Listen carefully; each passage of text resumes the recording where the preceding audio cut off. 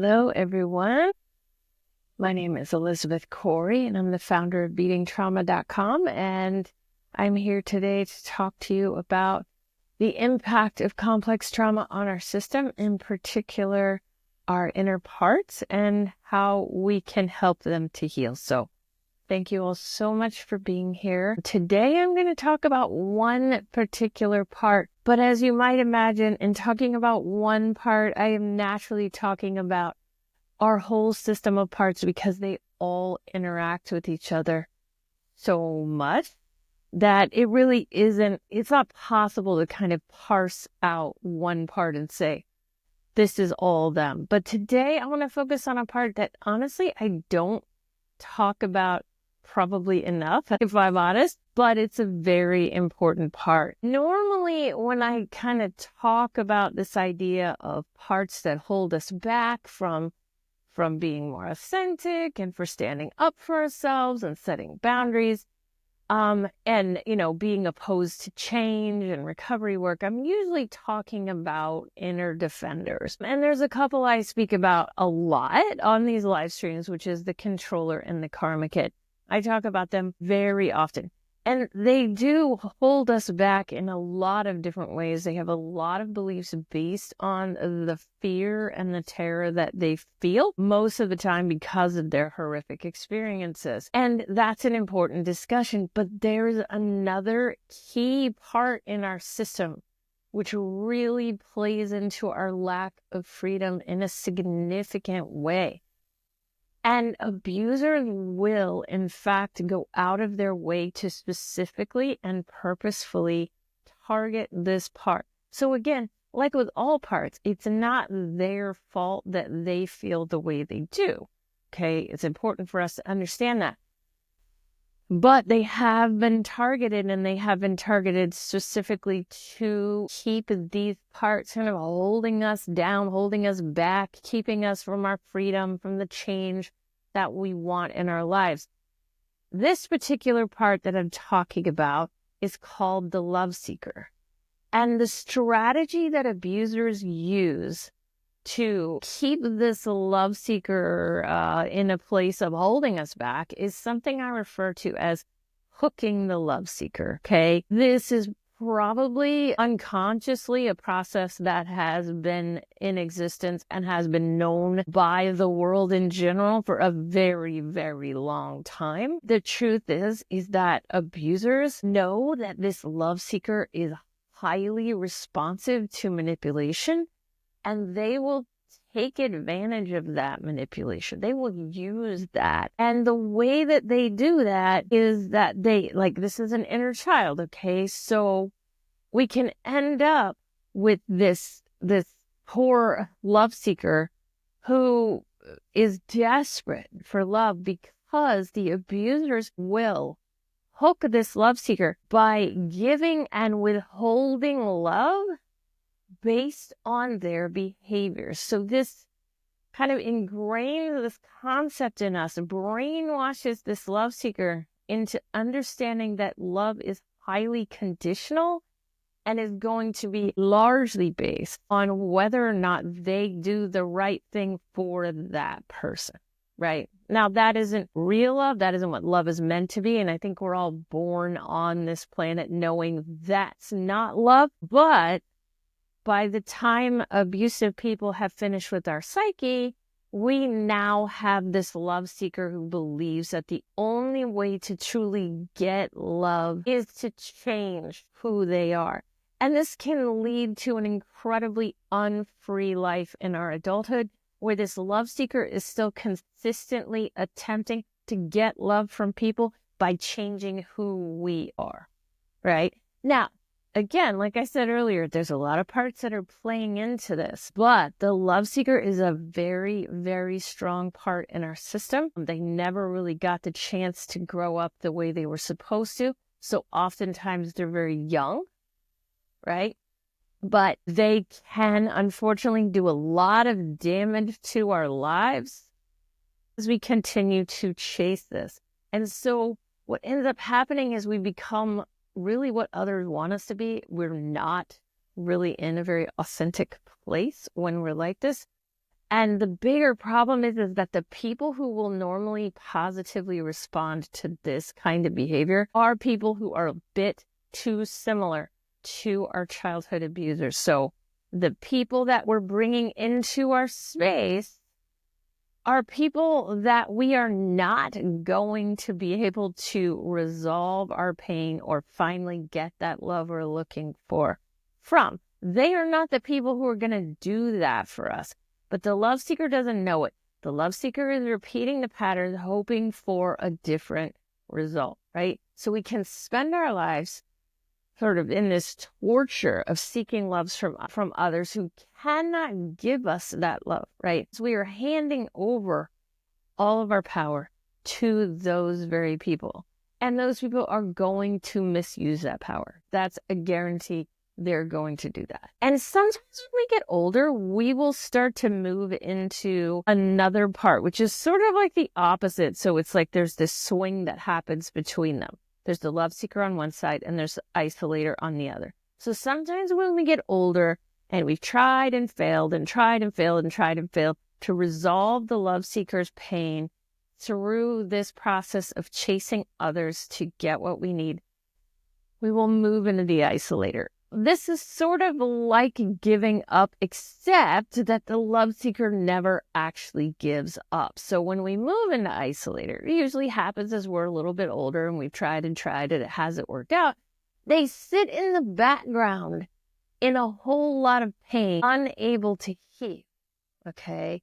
And so even though we have stopped the chasing, we still have all this internalized love seeker pain that's coming from the losses we were never able to heal. Because for many, many, many years, we chose to try to heal that by chasing down love from the very people who are kind of really, unfortunately, civil to the people from our childhood. So this is kind of a summary of the general problem. I guess I could say it like that. Of course, I am also going to spend some time talking about what we can do about this, because you know that's what I do. What we're going to be talking about next is what we can actually do, right? What can we do with this love seeker? Because I'll be honest, you may have been in the mainstream psychology world for a while, and you may have heard things about inner children. Almost all of us have heard that there's an inner child,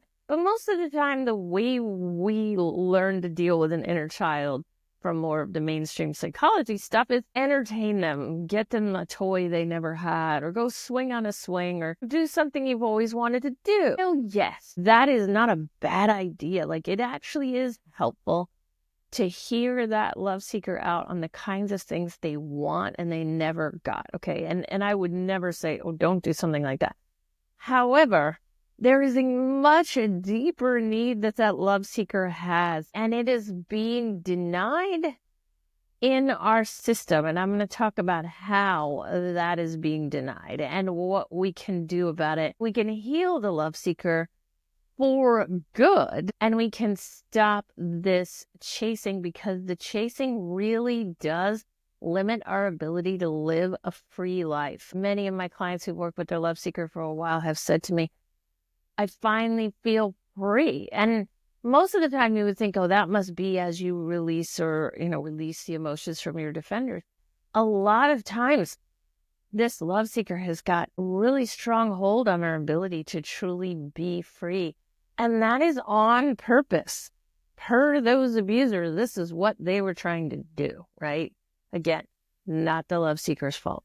So let's talk. I have 3 different things I want to talk about today as far as things we can do to help ourselves out of this love seeker pattern that does tend to be so overwhelming on our system that it can really get in the way of much else, to be totally honest with you. So what can we do about that? The first thing we can do about this is give this part love and compassion. Now, sometimes we may have heard words like we need to reparent our parts, and sometimes we can find that to be a very triggering phrase, because we should have had parents who did that in the first place. And if you feel angry hearing the word reparenting, please take some time to write from that phrase, because honestly, I agree. It's totally unfair and it makes me angry too. And we shouldn't have to reparent ourselves. It should have been done right the first time. However, what we've been left with is an unhealed love seeker who can wreak havoc on our lives. So if we don't try to reparent this part, if we don't try to bring love and compassion to this part, we will kind of be stuck in this pain and it will impact our lives. And that's not fair to us. So even though we can be really angry about the fact that we have to do work that should have already been done, and I understand that completely, it's also good to recognize that the person we're helping the most by doing this work is ourselves. And it should be. It shouldn't be helping anybody but us. And it might be helping others. Generally, as we change, it does help others. But the real goal here is to heal ourselves and to bring ourselves into some level of freedom and peace that we definitely deserve and we should have, right?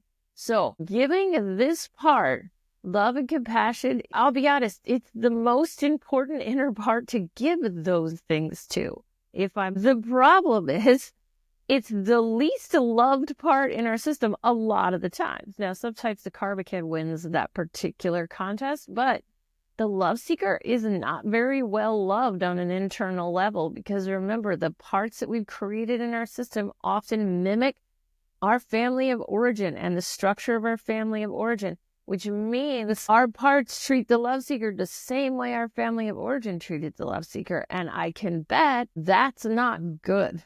So the love seeker gets a lot of mistreatment internally.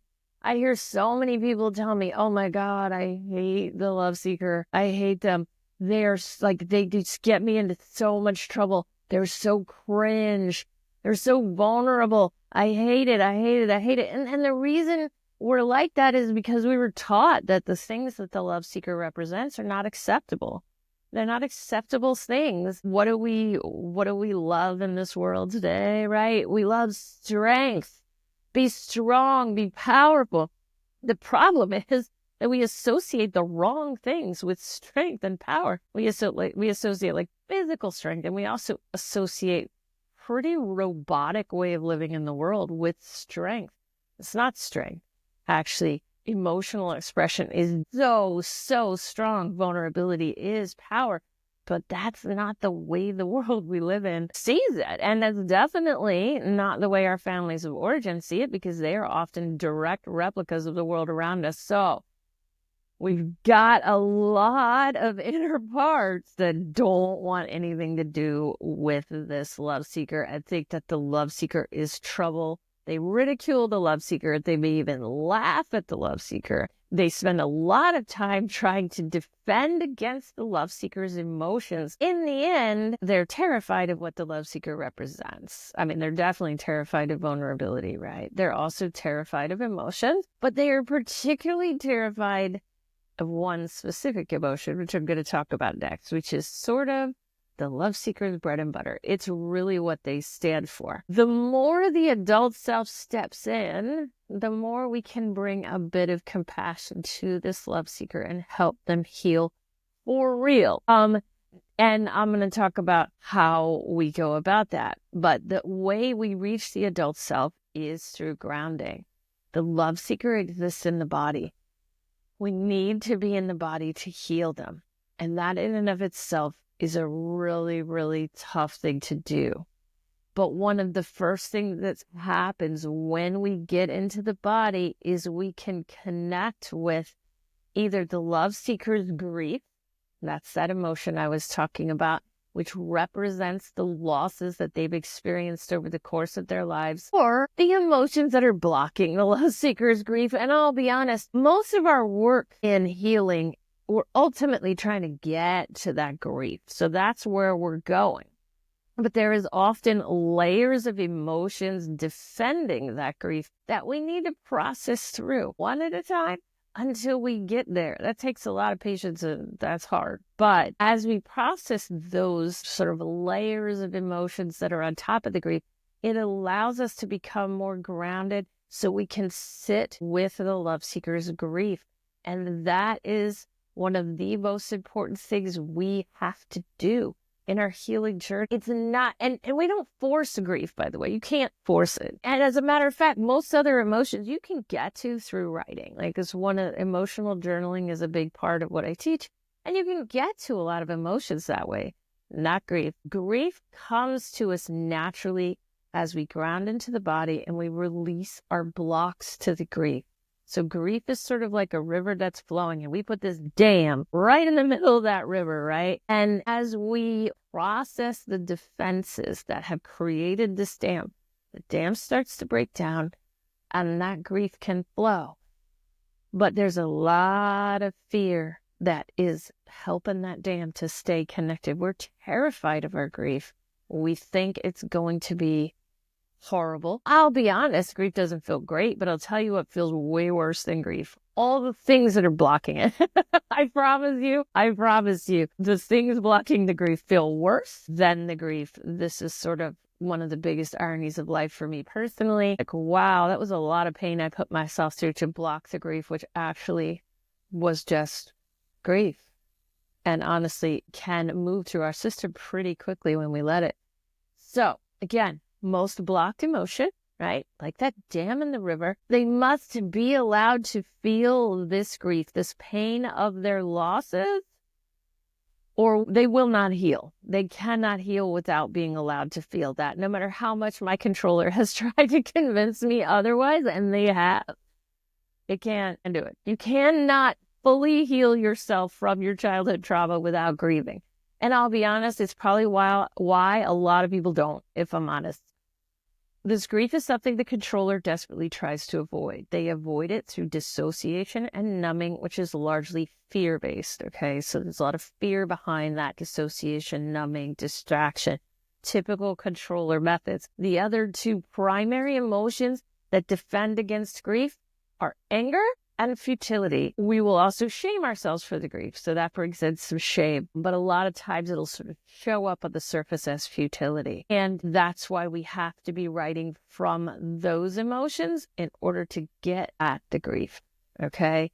As we peel those layers away, we will start to be able to tolerate and sit with the grief of the love seeker. It is a process. None of this is fast, but it is the most healing thing we can do for ourselves. I see Janice saying, desperate younger love seeker entered into 2 abusive marriages. After years of reflection, therapy, and healing, can see how this played out. Had to work for love as a child, and thought that was the same as young adult in relationships. Yes.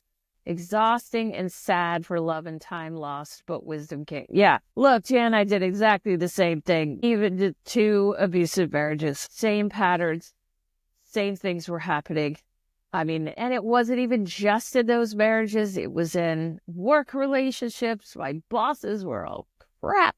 I mean, just everywhere I looked, my love seeker was love seeking from people who were gonna make me feel better because I'm gonna finally feel like I was worthy and I mattered. And there is not a single external soul that ever did that for me. Ever. I mean, a lot of people out there in the world of healing will say you have to find that person who can make you feel better about yourself or whatever. I mean, there's lots of stuff out there that says just find your community. When we've got a hooked love seeker, when that people picker is broken, it's very, very difficult to find an external person that's gonna do that for us. Now, we can find people who support us through our journey, but the journey to heal the love seeker is ours. It has to be ours. Right? And as we pull away from that desperate need for others to give us something to heal us, it changes the people we bring into our space. They are not the same people. And then we can start to build community, a safer community, full of people that aren't just there to take advantage of our hooked love seekers, right? So this is critical for us. So yeah, thank you for that, Jan. It's so true. A lot of people say they hate that phrase about you got to love yourself to get other people to love you. But on some level, that's true. I'm not saying that we can't have supportive people while we're still working on healing love seeker. We can't. But searching for someone to love you, to give you self-worth so that you can heal, no, that's not going to happen for us, but that's not how life works. And people do not want to hear this, by the way. I literally tell people what they don't want to hear all the time, but this is probably one of the biggest ones, right? So my third one is that we need to stop the cycle. And what I just told you kind of leads into this quite nicely, because our controller will usually turn towards an external solution for the love seeker to avoid grief. Now, the controller always uses external solutions for all parts and their particular emotion. The controller will usually try to find an action that will help an emotion to go away. That is sort of the controller's way of being in the world. That's their modus operandi. That's how they exist. So it is always a bad idea. I mean, I hate to tell you, but that external solution to our emotional expression, instead of actually just expressing the emotion, is always a bad idea. But in the case of love seeker, it is always a really bad idea. Okay? When we're angry, we don't want to go punch someone in the face. But I can tell you that when we are trying to avoid our grief, the last thing we want to do is try to love seek on someone to make the grief heal. Okay? It doesn't work. And what often happens is that the love seeker is re-traumatized in another bad relationship. Okay? There's a big difference between triggered and working with the trigger. And that happens when we slow things down, we slow those relationships down, we stop a lot of those expectations, and we work with the triggers that are showing up. But that's a strong healing path that we're on when we do that. Most of the times when we're chasing someone to make the love seeker feel better, there's a re-traumatizing relationship that occurs, right? So our adult selves need to step in and watch for this to happen. If there is a desperation behind an interest in another person, if there is this feel that we're going to get them to meet a need for us. So I call these need-based relationships, right? This is a time to ground. This is a time to grieve. And then to see where you're at with this person after you do that. Now, this takes a tremendous amount of strength, a tremendous amount of courage to step back from a love-seeking situation and sit with that love seeker's pain is one of the hardest things to do in this work, like at all. But I can tell you that it is the most freeing thing we can do, because our job is to get to a place where we're not bringing needs into those relationships, right? Instead, we are already a whole, like we're feeling good. We're meeting our own needs. And then there's a person who's cool to be with, and we like them, and they add value to our lives. Right? That is a beautiful place to be with relationships, but that is very difficult. So you will probably over the course of your recovery slide back into those needs-based relationships. Time and time again, it happens. Keep coming back to grounding and grieving and stopping these cycles, because they are what keeps us truly unfree in our lives. So that's what I have for you today. I know this was a very deep discussion. We're getting down to like the core of our healing journey right here with this discussion, which is probably why I don't have it very much, because it's a tough discussion, right? I'm telling you a lot of things that people don't really want to know or hear, but it's so important for us in our healing journey to do this work with this love seeker, free them from the pain of these losses so that they can settle, and really bringing that sort of love and self-worth back to self, right? That's what we want here. And that changes relationships so much for us. Like so much. Relationships just become, well, a lot easier. I'm not saying they all of a sudden work. They don't. But they just become a lot easier. So thank you all so much. And I look forward to talking to you next Tuesday, same time, same place. And we will have another discussion about trauma and our healing journey. Thank you all so much. I'll talk to you soon. Bye.